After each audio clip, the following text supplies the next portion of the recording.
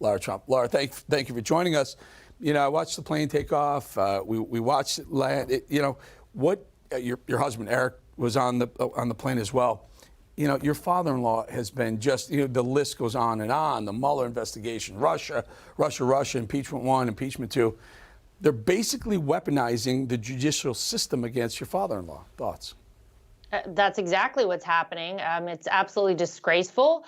Eric, it doesn't even feel like we're in the United States of America anymore. I think a lot of people look around and they see something more in line with North Korea or the communist USSR, not the United States of America. But I think, look, my father-in-law is an incredible individual. You would be hard-pressed to find anyone who has taken the amount of crap, quite frankly, that Donald Trump has, and yet he continues on. I saw him over the weekend. I took my kids to Mar-a-Lago to see him. He was in great spirits. I mean, he is as tough as nails. I spoke to my husband, Eric, as you just mentioned, flew up to New York today with my father-in-law, and same thing. Look, this guy knows.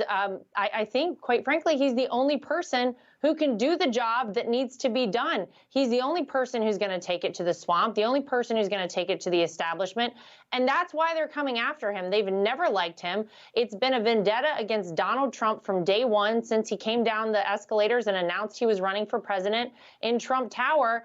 And here we are today, less than a day away from seeing my father-in-law arraigned, fingerprinted, having his mugshot taken. I'm sure they'll try and perp walk him in any way they possibly can to get some sort of a spectacle out of it, all for committing no crime, for being totally innocent of the charges against him, and everyone knows it. So it's a very upsetting time, I think, for most Americans to see this sort of thing happen.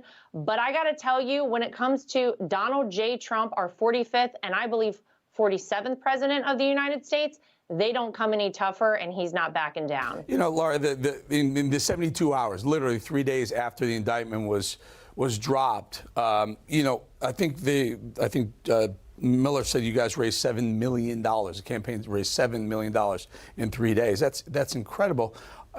It feels like even people who may not have wanted Donald Trump 2024 are now saying, well, everything he said is right. If they can do it to him, they can do it to just about anybody. Yeah, that's exactly right. I think that is the vibe out there in the United States right now. And you're right, we had record-breaking fundraising off of, the couple of days post-indictment for the Trump campaign. And keep in mind, Eric, those are small dollar donors. The average donation to the Trump campaign is somewhere in the neighborhood of $40. A quarter of the money that we raised came from first-time Trump donors. So these are people who never before in any election cycle had donated to Donald Trump, yet something with this situation sparked their interest. And they said, wait a minute, like you just said, if they can do this to Donald Trump, to the most powerful person at one time in the world, and certainly still remaining one of the most powerful men in the world today, what could they do to me if they decide, this government, that they disagree with how I'm operating and what I'm doing in my life? And so I think it woke a lot of people up. And honestly, I think it's given kind of rocket fuel of sorts to my father-in-law's campaign. And I do believe that people realize now, maybe even those people who were borderline not supporting Donald Trump, that he's the only way forward for this country. I have liberal friends who emailed me and said, you know what, I'm not a Republican. I'm not even conservative, but I'm inclined to vote for Trump just because I can't believe what they're doing to the guy. Larry, before we let you go, tomorrow, this 8:15 speech, caught people by surprise. Do you have any insight as to what we might hear and what the flavor of that may be?